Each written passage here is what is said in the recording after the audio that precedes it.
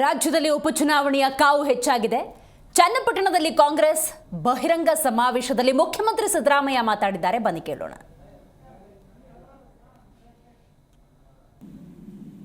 ಯೋಗೇಶ್ವರಿಗೆ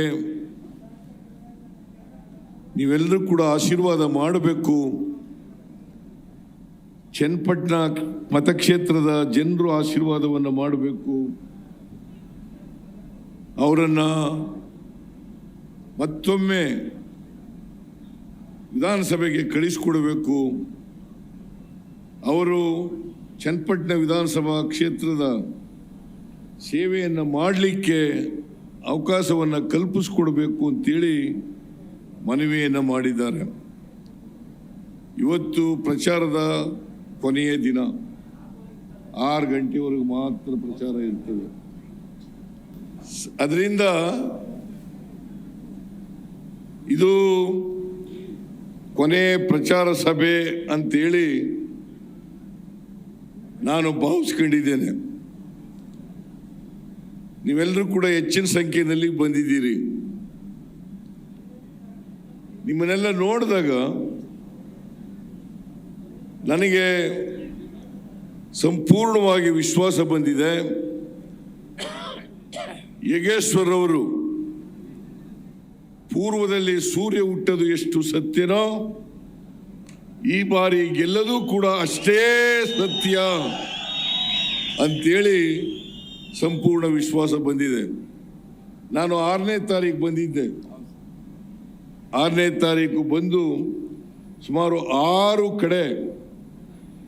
ಕಡೆ ಪ್ರಚಾರ ಸಭೆಗಳಲ್ಲಿ ಭಾಗವಹಿಸಿದ್ದೆ. ಅಲ್ಲೂ ಕೂಡ ಹೆಚ್ಚಿನ ಸಂಖ್ಯೆಯಲ್ಲಿ ಜನ ಭಾಗವಹಿಸಿದ್ರು. ಈ ಕ್ಷೇತ್ರದಲ್ಲಿ ಜನರಿಗೆ ಅರ್ಥ ಆಗಿದೆ ಯಾರು ಕೆಲಸ ಮಾಡ್ತಾರೆ. ಶಾಸಕ ಜಿ ಕನ್ನಡ ನ್ಯೂಸ್ ಈಗ ನಿಮ್ಮ ಮನೆಯಲ್ಲೇ ನೋಡಿ. ಎಲ್ಲ ಕೇಬಲ್ಗಳಲ್ಲಿ ಈಗ ಲಭ್ಯ.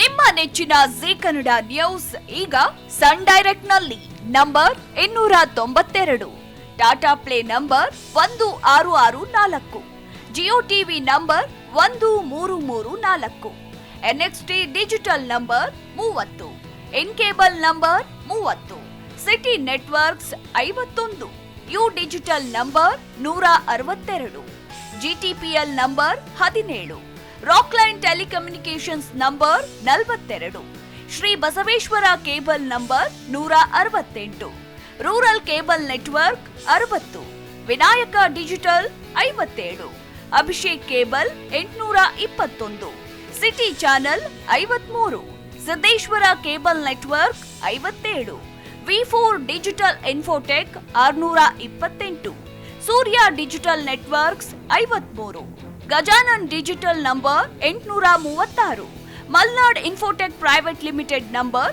56, Metrocast number 830, Victory digital number 167ರಲ್ಲಿ ನೋಡಿ ಆನಂದಿಸಿ.